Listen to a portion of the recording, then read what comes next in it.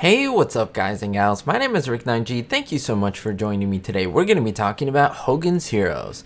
Now, I have been enjoying lately making these videos on the incredible secret identity of the secret agent Nimrod. Now, I made previous videos on Nimrod before and who he or she could possibly be. You should go check those out. I've covered Colonel Klink. I've even covered General Burkhalter's sister, Gertrude. But in this video, we're going to consider someone who many of you put in the comments below when I made my previous videos, and that is, of course, Major Hochstetter. Now, some of you may think, what? Major Hochstetter? He's on the Axis side. He is probably one of the biggest supporters of the German and the German movement. And you may say, no, this is impossible. Well, you may have to double think that because there are many indications that kind of show that he could be the one and only Nimrod, the ones that the Germans and even the Allies are trying to find out his true secret identity. So now let's take a look at what Nimrod means and the episode where this concept first appears. Now, who is Nimrod? Let me orient you to what I'm even talking about, because this is important to understand Hogan's Heroes, but most importantly, this video unto itself. You maybe have seen the episode The Missing Klink. Now, this is from season 4, it's episode 15, and it's a funny one all unto itself. Now, let me tell you a little bit about this episode. Now, in this one, Hogan wants to kidnap General Burkhalter and wants to trade him in for a captured underground agent. What instead happens is that the underground kidnaps the wrong man, that is Colonel Klink, and now he is missing, and now he is the hostage, and they decide to exchange him for that underground agent. Now, what is interesting in this episode is that Major Hochstetter makes an appearance, as well as, of course, General Burkhalter, and they're trying to secure the release of Klink. And then we have the interesting topic of Nimrod. They spell out several things about Nimrod and who he can be, but throughout the entire series, this character, this person who quote-unquote is codenamed Nimrod, was never revealed. Now, number one, Nimrod was the finest intelligence man that the Allies have. He constantly, well, I'm saying he, but it never said that it's a he.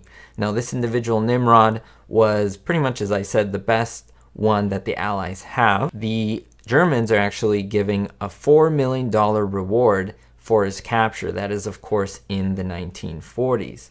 Now, this individual operated behind the German lines, and as the episode continues on, we realize that this German individual is actually a British agent. And so that's very important to notice. So this was someone co-opted as a German by the British. Now, what happens at the end of the episode, we find out that the heroes are the ones who trick Hochstetter and Burkhalter into thinking that Klink was Nimrod. And then at the end, they find out that the secret plans they're talking about are actually plans to make this little model Hindenburg.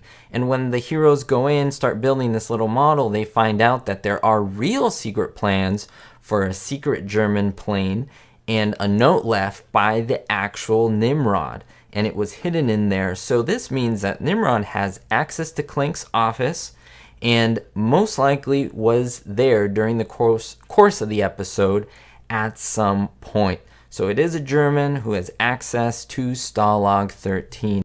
Now let's begin by looking at Major Hochstetter himself. Now, Wolfgang Hochstetter was part of the Gestapo, that is the German secret police. Now, he was one rank below Colonel Klink. However, because he was part of the Gestapo, he had authority associated to his name. So whenever Klink would see him, he would be scared and would kind of let Major Hochstetter walk all over him. And that's something that's very important for looking at the comparison between Nimrod and a possibility of Hochstetter being him.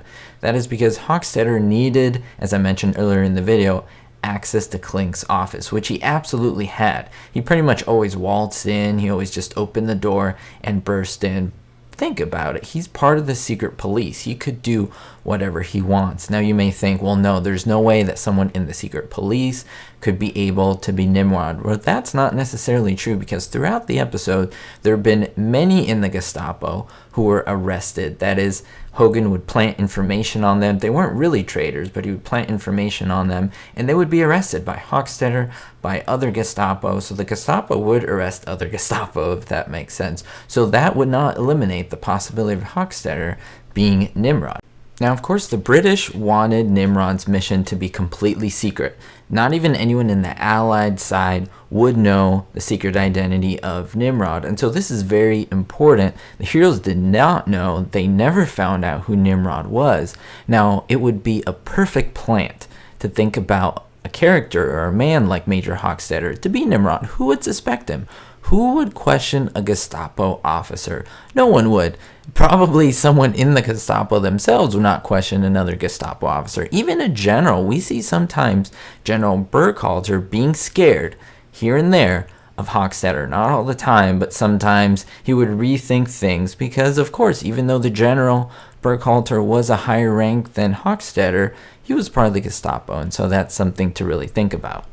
I also mentioned the plans that were there that were put and planted into Klink's office. Now, Hochstetter does appear in the episode Missing Klink, and so it would be perfect. It would be very simple for him to slip in. He is covert in himself, being secret police, and so he would have no trouble getting in himself. Now, also additionally, it must be noted that throughout the series, Hochstetter was pretty much the #1 man that was trying to make sure that there was no sabotage happening. So yes, I could even say that it would be very unlikely for him to be Nimrod, but it doesn't completely eliminate him. Remember, Nimrod is very crafty.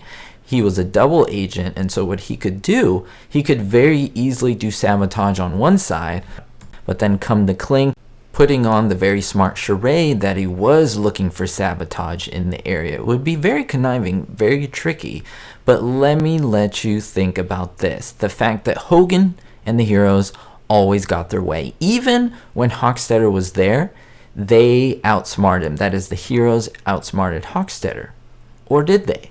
Maybe he let himself, quote unquote, be outsmarted because he never got his way. Maybe that's what he was trying to do. Maybe he actually knew that the heroes had all the tunnels and everything, and he was trying to save face. He was trying to protect his identity, his secret mission, and appear that he was part of the secret police for the heroes, Klink, Schultz, all the characters that we see on screen. So it is not impossible, guys and gals, that Hochstetter could have been Nimrod. Now, I made, as I mentioned, several videos on this, talking about Gertrude, Klink, even Schultz. I will make more, even my personal choice for who I love to believe Nimrod was. I'll bring it in another video. Let me know your thoughts down below. Did you ever suspect Hochstetter? And what do you think about this theory? Do you think it could be valid? I know it's a little hard to believe, but if you really think about it, it's definitely possible. We'll see you all next time, guys and gals, and most importantly, be hopeful.